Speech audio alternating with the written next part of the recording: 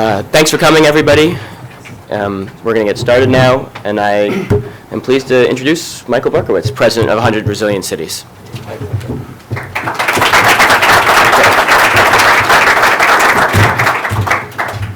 Thank you, and it's an honor to be joined here by Mayor Landrieu and Dr. Roden and Jeff Hebert. I just want to give you a quick introduction to what 100 Resilient Cities is. It's Rockefeller Foundation's $100 million commitment to build urban resilience worldwide. We see two problems plaguing cities trying to work on resilience. One is that cities are complex ecosystems with lots of different stakeholders working together with different imperatives, different motivations, different perspectives. And it's very hard for cities to organize themselves around the challenges. The other is that cities too often, they reinvent solutions. They don't leverage existing solutions effectively enough. And so we have four core offerings that we're offering to our 100 cities to help them build resilience globally. First is that we're giving them money to hire a chief resilience officer, a senior person with the breadth and scope to look across the sectors and the silos and really advocate, drive the resilience agenda, and promote this. The second is funding to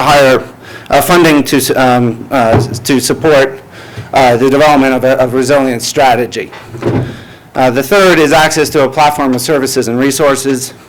And the fourth is access to a peer-to-peer network for the CROs to share best practice. We're really here to celebrate the first and fourth offering of this here with the first CROs and the first summit. And this is really the kickoff of the network. We have 26 CROs or resilience liaisons from around the world who are gathering here. And it's really important that we're here in New Orleans, a city that demonstrates many of the qualities of a resilient city. It suffered one of the worst natural catastrophes that this country has seen in modern times, and has really taken an innovative approach to bouncing back and to making itself more resilient. I don't think the mayor or Jeff would argue that the job is done, but it's really been inspiring to look at the innovative ways they've tied together different issues around employment, community cohesion, environmental stewardship, as well as disaster preparedness. New Orleans has much to teach the world about resilience, and the world has much to teach New Orleans, and I think that's really the sentiment of what this network and this effort is all about. And in many ways for us, Mitch Landrieu and the city of New Orleans have been the face of what a resilient city is, and we've been very inspired by that. So without further ado, let me turn it over to Dr. Roden.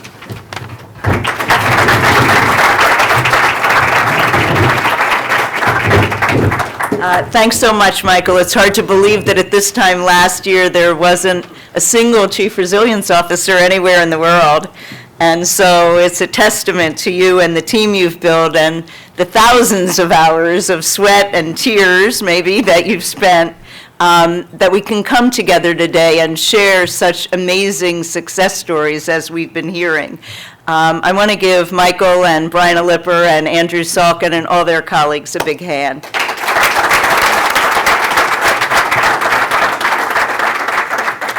It is fitting, as Michael said, that we hold this first meeting of our Chief Resilience Officer in New Orleans, where, in fact, the Rockefeller Foundation's work in building urban resilience really all began. It's always a pleasure to share the podium with Mayor Landrieu, whose visionary leadership and partnership have been so integral in the evolution of 100 resilient cities. Indeed, New Orleans has helped to test many of the platform services and technologies that we're rolling out to your cities. We're delighted and grateful that we have so many of the platform partners who will be offering these amazing services to New Orleans and our other cities and our strategy partners as well.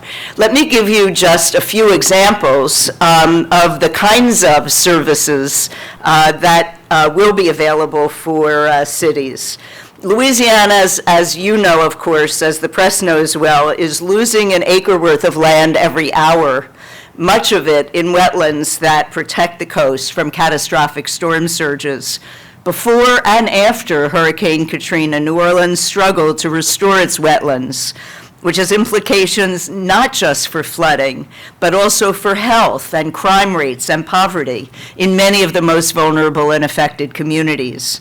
Under Mayor Landrieu's leadership, the city has already accomplished a lot to build resilience, but now it will have access to a greater array of new and cutting-edge approaches. Working with 100 Resilient Cities platform partners, the city could take advantage of innovative offerings such as a suite of software models that map, measure, and value ecosystems to point to the areas where investment would provide a double return, the best return on both human development and on conservation. Another option would be an opportunity to engage the MIT Climate Collabs contest platform to solicit ideas and engage the public in these efforts. To tackle emerging public health trends, the city could leverage the Now Trending platform to track chatter on illness or other issues and dig into particular locations very quickly to keep a trend from escalating to crisis level. These wide-ranging options are one reason why the work of a Chief Resilience Officer is so critically important to coordinate efforts across municipal departments and across all sectors of society, business, the general public, civil society. And it's only one of the ways that New Orleans is looking to find creative solutions to its problems. The post-Katrina New Orleans, in our view, has become a case study for the benefit of building resilience strategies.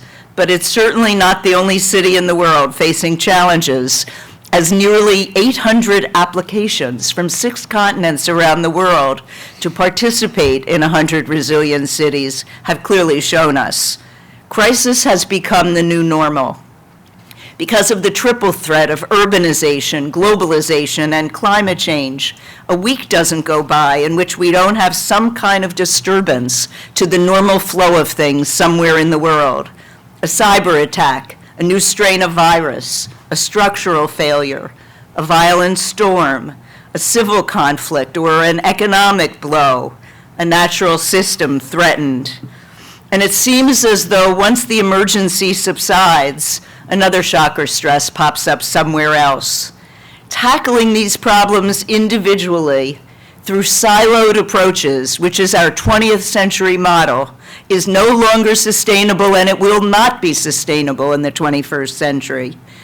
Therefore, a crucial component of the vision for 100 Resilient Cities was to create a new role in city government, someone with the ear of the top decision maker, who could act, if you will, as a conductor of the disparate orchestra of resilience builders, from law enforcement to disaster planning, to economic and community development, and further tasked with integrating government with business, civil society, and community leaders. We would provide the tools to help them do their jobs effectively. We would offer a network to exchange best practices, what was working and what wasn't, around the world. We knew when we started this that it was a risk. We were asking government to change business as usual.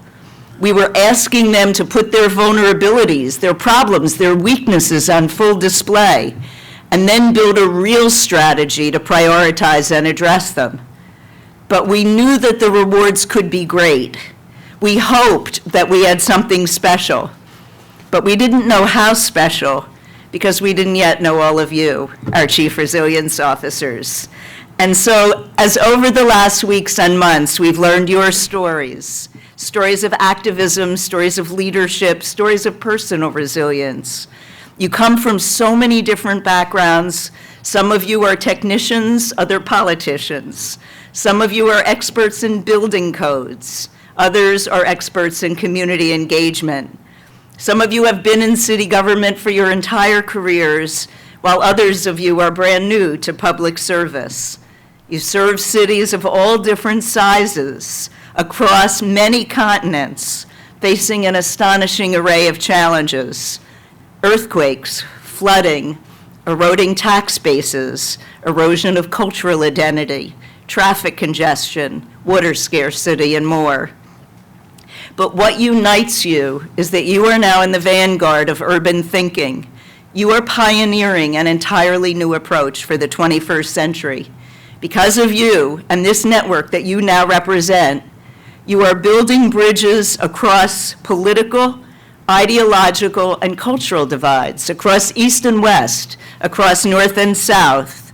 And your collaboration to us is a truly amazing thing to behold already. Christchurch, New Zealand, learning from San Francisco, California about earthquake risk reduction, and from Porto Alegre about participatory budgeting, or the collaboration between New Orleans and Medellin as you explore ways together to bring down your respective crime rates. And these are just two of many examples already. Because of you, winds of change are blowing through city halls all across the world.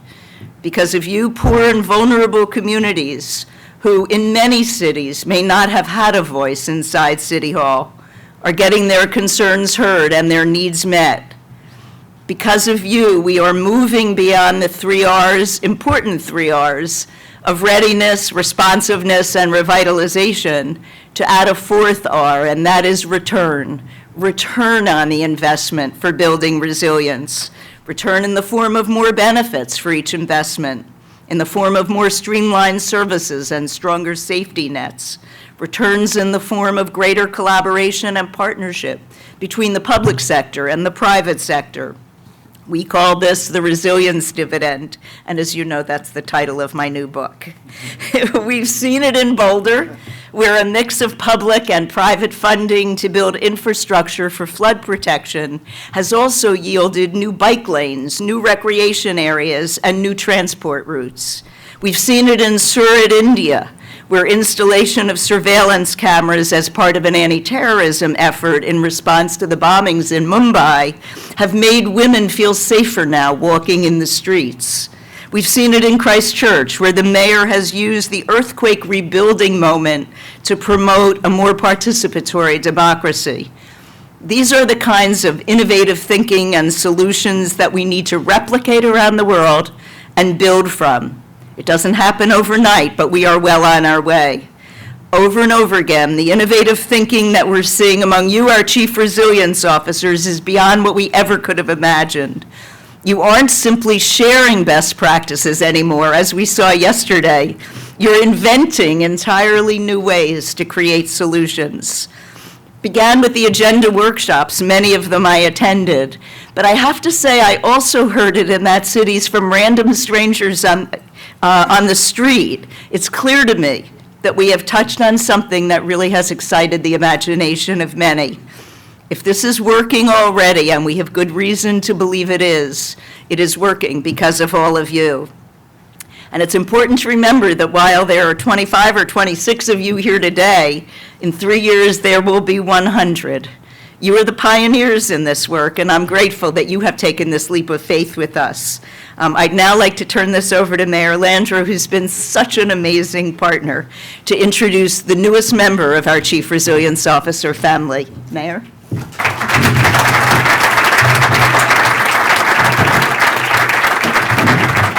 Julia, thank you so much, as always, spectacular. Thank you for your friendship, thank you for your leadership, and thank you for the faith that you've shown in the city of New Orleans personally and on behalf of the Rockefeller Foundation. Michael, thank you for your leadership as well.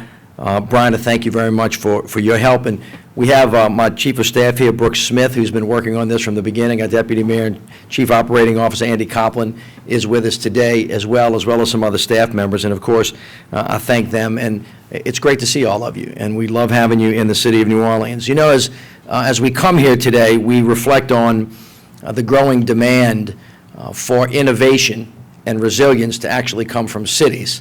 That's quite a mouthful in and of itself. Years ago, all of our governments, in order to do anything, relied on the federal authorities to speak to each other.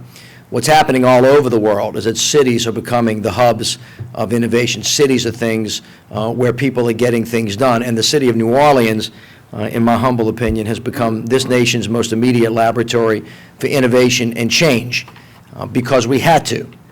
We were driven to this moment by a catastrophic event that revealed to us that we were not prepared when something we did not expect came our way. And of course, when that happened to us, in a very short-sighted way, some people in the United States of America thought that we were somehow different from everybody else. And of course, we said to them that actually we're not, in ways that matter the most, that we are in fact this nation's canary in the coal mine. I had to explain that to my 24-year-old, so if any of you are not old enough to know what a canary in a coal mine is, I'd let you know. And one of my staff members reminded me, said, "Man, that's a bad analogy because the canary died." But what we learned as a nation was that we were not as strong as we should be when things happen that we do not either anticipate that we should have or didn't hit us in a way that we expected. And of course, in our immediate history in the United States of America, 9/11 was the event that woke the nation up. But subsequent to that, in this area, we had Katrina, we had Rita, we had Ike, we had Gustav, we had the national recession, and we had the BP oil spill.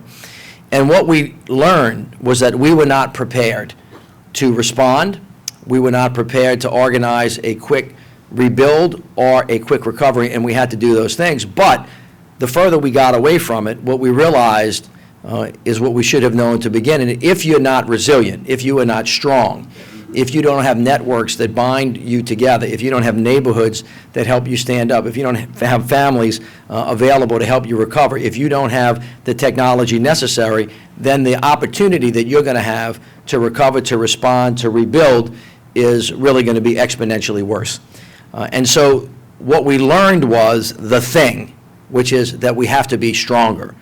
What we're talking about here today is the way that you can actually do that. Now, in cities themselves, in the specific place that you live, there are micro strategies that you can use to rebuild your communities, and Judith did an excellent job of speaking to the way that works in the second decade of the 21st century, and that is collaboration. That is breaking down the stovepipes in between and amongst all of the organizational structures that exist in the area that you live in. In government, it means making sure all the departments are cross-channeling information. It means doing that horizontally and vertically. It means making sure that the private sector is at the table. It means leveraging assets. It doesn't necessarily mean bringing new stuff in, but it means using all of what you have already, leveraging it up, and creating something that has always been there. I would make known to you that there is a African-American artist in the South whose name is Thornton Dial, who never knew how to read and write. And he has produced art that's not worth now millions of dollars per piece that he made out of trash. Somebody else's detritus that was left on the side, he saw value in, took, reassessed it, put it together in different ways, and now has created something that not only edifies the soul, but is also worth millions of dollars. There is a story in that. There is a lot of waste. There is a lot of stuff that people have left behind that now requires new ways of thinking. And so it requires that kind of approach in your cities as well. But we now are relearning lessons that we learned in grade school, kindergarten, first day. If you don't have something that you need, make a friend. Your mama used to make that peanut butter and jelly sandwich for you, and somebody else's mama made a turkey sandwich. You split it up during the day, and you both got what you wanted. You remember that? This is the same thing. So when the city of New Orleans exhausts what it can do by itself and begins to understand that it can't do this alone, you look for other friends, and of course, where do you find them? You find them in other cities, and you begin to learn from each other. That is what the network is, and that is what Rockefeller has brought to this game. A focus on having an individual whose job it is in your particular city to break down the stovepipes, to create collaboration, and then to look out and to ask themselves, who else is in this game? Who else can I learn from? Who else can I share my information with? Because as different as we are, and New Orleans has a cultural identity that, in my opinion, is second to none, and it's very different, and it's very unique, and it's very special that we probably could not pick up and put in Dubuque, Iowa, right? It is also absolutely true that in our differences, we are also very, very much the same. and Judith gave a couple of examples of how things that are happening in cities that are across the world from each other are experiencing the same very thing in the mechanics of how we live and in the mechanics of how we become strong. And so as different as we are, in a beautiful way, because our diversity is our strength, we also should recognize where we have common problems and we have common solutions. And that is what is so beautiful about what Rockefeller has done with 100 Resilient Cities. Now, this resonates for us spectacularly because in 2018, the city of New Orleans will celebrate its 300th anniversary. We are older than the country herself. We occupy a very special place, not only in this nation's eye, but in my opinion, in the world's eye. We are an international city.